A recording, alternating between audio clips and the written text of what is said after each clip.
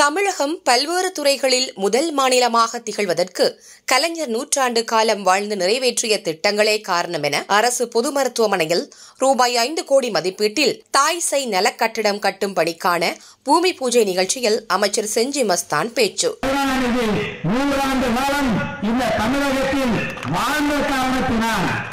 சாதனை படைத்த காரணத்தினால்தான் இன்றைக்கு இந்தியாவில் நம்பர் 1 மாநிலமாக தமிழகம் இருக்கிறது.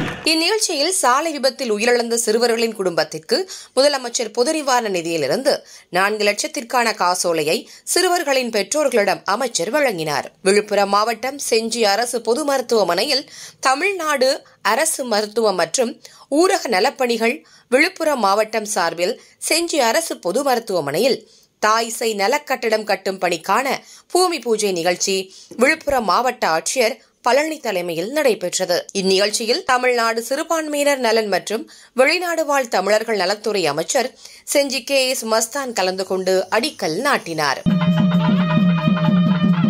அப்பொழுது பேசிய அமைச்சர் செஞ்சி மஸ்தான், தமிழகத்தில் கடந்த 3 ஆண்டுகால திமுக ஆட்சியில் எல்லோருக்கும் எல்லாம் கிடைக்கும் என்ற நோக்கோடு முதலமைச்சர் ஸ்டாலின் ஆட்சி செய்து வருவதாகவும், இன்று தமிழ்நாடு பல்வேறு துறைகளில் முதல் மாநிலமாக திகழ்வதற்கு கலைஞர் 100 காலம் வாழ்ந்து செயல்படுத்திய பல்வேறு திட்டங்களே காரணம் என்று தெரிவித்தார்.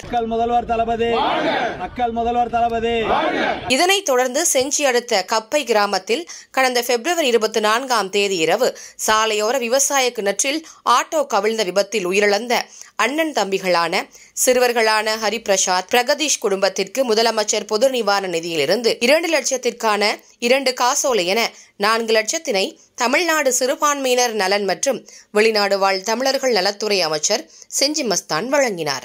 இந்நிகழ்ச்சியில் செஞ்சி பேரூராட்சி மன்ற தலைவர் முக்தியார் அலி, செஞ்சி ஒன்றிய குழு பெருந்தலைவர் விஜயகுமார், வெல்லம் ஒன்றிய குழு பெருந்தலைவர் அமுதா ரவிக்குமார் உள்ளிட்ட அரசு அதிகாரிகள், மக்கள் பிரதிநிதிகள் பலர் கலந்து கொண்டனர்.